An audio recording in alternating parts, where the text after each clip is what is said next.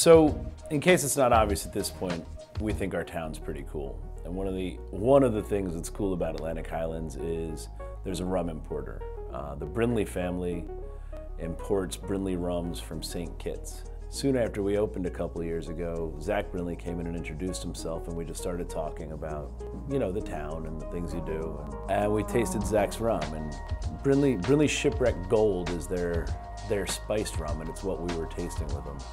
It's got these vanilla notes and these pretty caramel notes and all the appropriate rum notes, and it ends up all together almost tasting like a Bananas Foster. While we were tasting, I said to Zach that I really wished, you know, he actually aged in Atlantic Highlands rather than St. Kitts, because I'd love to make a beer to put in those barrels and get those spicy notes from the barrels after the rum was done in them.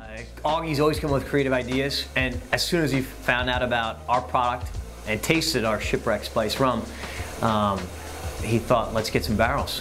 Just excited to be able to work with Jesse and Augie and have a beer at the end of the day that we're going to all enjoy and celebrate with. Other than that, I think that it's goodwill for Atlantic Highlands too. So we really wanted to get the maximum of wood aging. We weren't just trying to impart a rum flavor to our beer by aging in rum barrels. Our mission with this project was to make a beer that would take advantage of the wood rather than a beer that would be taken advantage of by the wood.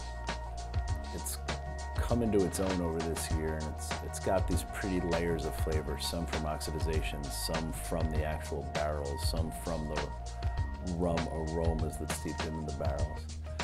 And it's coming out as this lovely, dignified, rum-scented, spicy porter.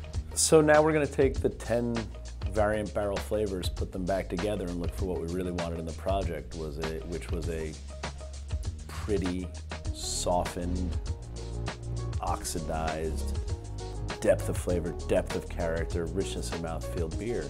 And this is our final tasting. It's where we want it to be. So we are going to blend it all back together, keg it up, and sell it in the brewery someday this fall.